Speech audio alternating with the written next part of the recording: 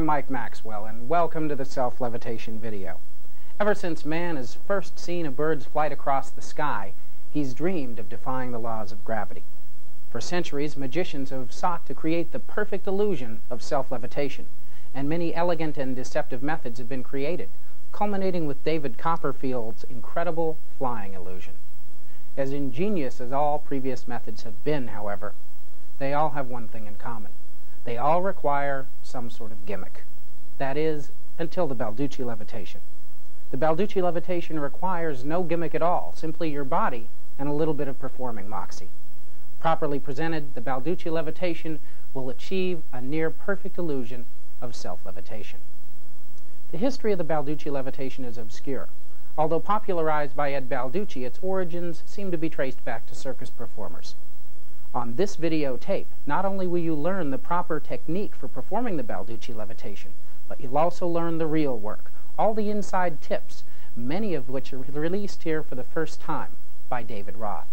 David has performed the Balducci levitation for many years and considers it to be one of his strongest pieces of magic. But first, let's take a look at how Paul Harris described the Balducci levitation in his 1991 Stars of Magic Volume 7 video.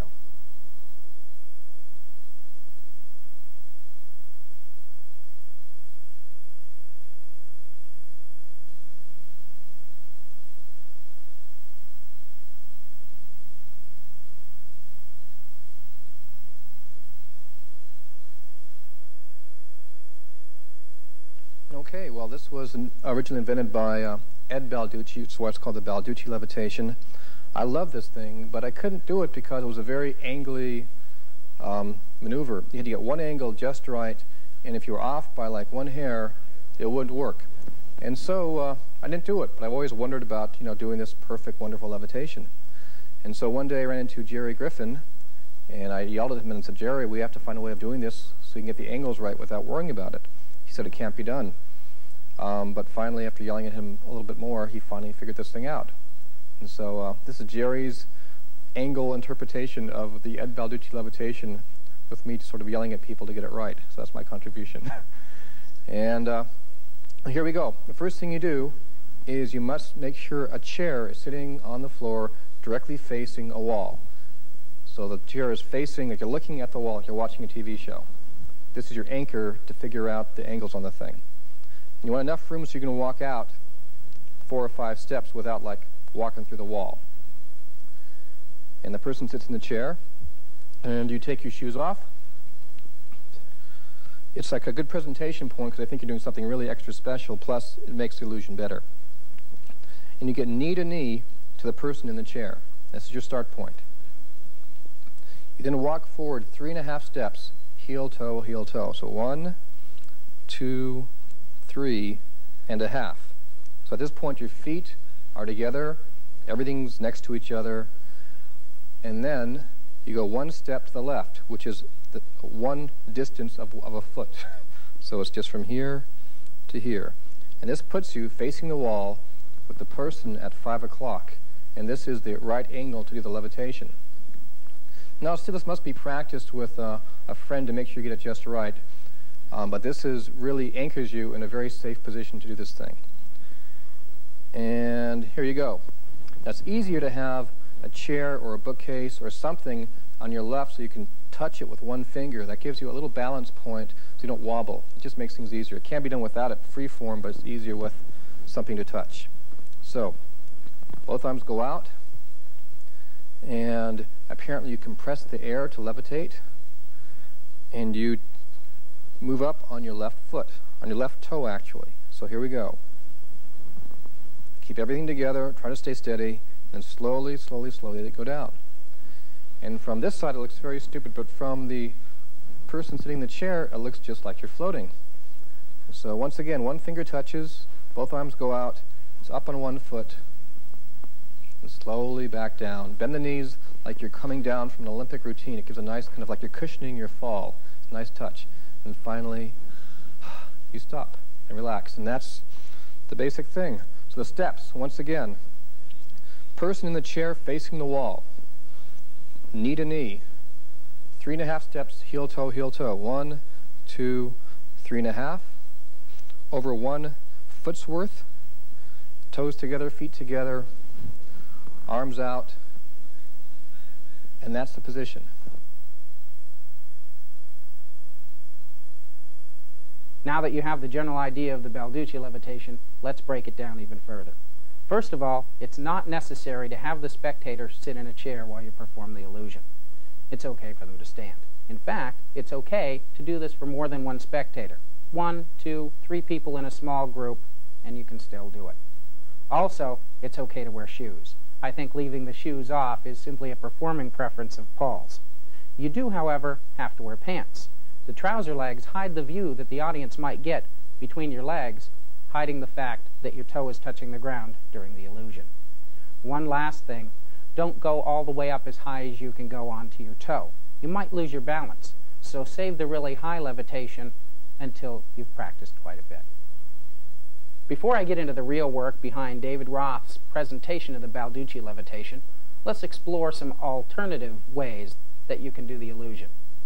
Slidini had an interesting method. What he would do is turn around and grab his pant legs. He would perform the illusion pulling up on the pant legs, making it seem as though he pulled himself up by the pants. Another way you can do it is as an impossible stunt. You can place your fingertips on a bookcase or another item that's about shoulder height.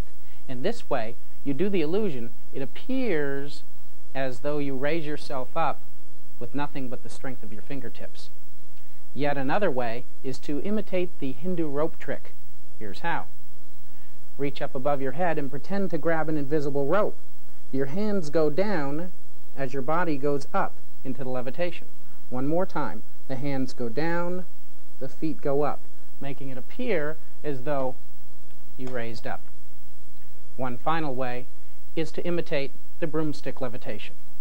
What you do here is place a broomstick on the ground and its end goes under your arm. Knees slightly bent, you perform the illusion. It appears as though you've imitated the famous broomstick illusion. The reason that I bring up all these alternative methods is that nearly all of them focus attention away from where it should be. All attention should be on your feet. If they're not looking at your feet, they don't get the illusion of levitation. So you don't want to use any method of performance that uses your hands or focuses attention on your hands. Remember, always keep their attention on your feet. At this point, I'm going to share with you David Roth's presentation for the Balducci levitation, mixed in with a few thoughts of some other folks, as well as a few thoughts of my own. First and foremost, David never tells the audience that what he's performing is a real levitation. He lets them draw their own conclusions. You see, in a worst-case scenario, you get caught by the audience, in which case the Balducci levitation is merely a party stunt, sort of like pulling your thumb off. But in a best-case scenario, they believe what their eyes tell them, that you really floated 3 or 4 inches off the ground. Perhaps the most crucial aspect of the Balducci levitation and presenting it is the psychological preparation of the audience prior to the actual levitation itself. David waits hours before actually performing the levitation, building suspense. He tells them that he doesn't know if he can do it. He might not have enough energy. Sometimes he has a lot of energy, and he points to a chair, and he says, sometimes I can go as high as this chair. And he really builds the illusion up in their minds. Several hours later, he gets a few people, does the levitation, and they've been built up. The suspense is there, and it's that much more believable. When I've been on a trip to Egypt, for example, I would wait days before I would perform the levitation. People would come up and ask. I would always say no. I would say, well, maybe when we get to such and such a pyramid, I'll feel enough energy and I'll be able to do it. I never performed it when somebody came up and asked. Rather, I would wait until the perfect time, gather a few people, perform the levitation, and word would spread like wildfire about the crazy guy from Sacramento that floated up at the pyramid. Let's talk for a minute about the actual mechanics of performing the illusion. Now, I know Paul went through it on his original description a little bit ago, but let's go into a little more detail. I'll show you from an exposed view exactly what happens with the feet. Both feet are more or less together. If the feet spread apart, they might see through your legs and they'll see your foot on the floor. lean forward, putting the weight on the balls of your feet. Shift weight to one side and raise up on the ball of one foot, just like this. Now, when that's hidden with the other foot, it appears as though both feet come off the ground. Let me turn and show you the good angle again that the audience sees. And then you come down. Now you only stay in the air for about 2 seconds. An important point is that when you come down hard. Let me show you. You go up, come down hard, as though you were up in the air a great distance and you had to break your fall with your knees. When you're presenting the Balducci levitation, start facing the audience. Even though when you perform the illusion they're going to be behind you, you want to leave the impression that you are facing them most of the time. So most of your presentation is done before you turn. Only at the last minute do you turn around and raise up. That's just another fine point of the Balducci levitation. A brilliant idea attributed to Harvey Cohen relates to the psychological preparation of the spectators. If you want them to believe that you levitated, you must put them in a mindset where they think that you might fall. So here's the idea. I'll utilize our production assistant Adam to come in and show how the spectator should be positioned. First of all, he should be told to place one foot or one leg behind the other, like so. Bend at the knees and place the hands up. What you're going to tell them is that you're going to go up and you might go too high and you might fall. And if you do fall, they're to catch you. In this way, you psychologically set the spectator in one spot. You pin him, thus keeping him at the proper angle. Once you have him positioned at the proper angle to perform the illusion, you pin him in this position, and now he's ready to see the illusion. And again, you go up, you come down hard, and always fall towards the spectator. And they'll stop you every time. A very fine point by Harvey Cohen. When performing the Balducci levitation outdoors, it's very important to make sure that you work within your own shadow. In other words, put the sun behind you so your shadow extends out in front of you. In this manner, when you perform the levitation, the shadow will be consistent under your feet. If the shadow is off, they would see a shadow or light under one foot and not under the other, thus ruining the perfect illusion of levitation. Let's talk for a minute about where the spectator should be positioned when you perform the Balducci levitation. Paul was more or less right. He was just, I think, a little too precise. I don't think you need to be as precise as 1, 2, 3 perfect steps and a half a step over. You can actually do this casually. Let me show you what I mean. If the spectator is standing here, you simply stand near them as you're talking. Take a few casual steps, 1, 2, 3, and turn, and now address them again. Now you're in the proper space to turn and perform the illusion. Here's a little touch that I use that makes it more believable that both feet were off the ground when you perform the levitation. What happens is you go up and your feet are together, but as you reach the ground, you spread your feet slightly. In this manner, it makes it seem as though they saw both feet in their entirety as you were levitated. I'll show you what I mean. You go up, come down with your feet slightly spread. In this manner, it appears as though both feet were in the air. This brings us to the question is, what do you do during the levitation? Well, here's what I do. I use my hands to help achieve the illusion of levitation, like this. I lean forward, arms slightly out. This also helps with your stability and balance. And what I do is, as I raise up, I sort of flap my hands at the wrists. This makes it appear as though you were sort of flapping and flying your way up.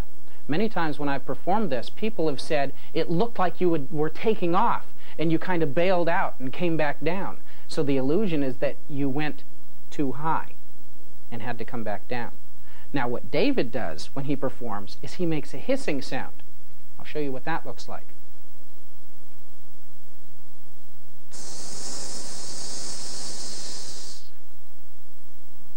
One funny anecdote, when David performed this for a very famous magician, is after he performed it, the magician said, "Well, that was great, it looked fantastic, but I could hear the hydraulic hissing sound." David said, "Oh, hang on a second," reached into his shirt and fiddled around as though adjusting something, performed the Balducci levitation again without making any noise, and the guy said, "Boy, it was perfect that time." David, I think, has two brilliant ideas concerning the presentation of the Balducci levitation. What he does right before the levitation is he says this line, "Watch my feet, they go up first." Now this is a funny line, and they have to think about it for a second, but it cements in the spectators' minds that they must look at your feet, which is where you want all attention focused. Now, perhaps the single most crucial line of the entire performance. You go through all the psychological buildup. You perform the illusion. The audience is braced, ready to catch you. You come down. You stagger. They catch you. You immediately straighten up. You look at them very intently, and you say, "How high did I go?" And you put your hands about 8 inches apart. And they'll nod and they'll go, yeah, about that high. In their minds, you floated up a lot higher than you actually did. And it's attributed to this one line that David has come up with, where you look at them and say, "How high did I go?" As though reinforcing the fact that you were actually way higher than you really were.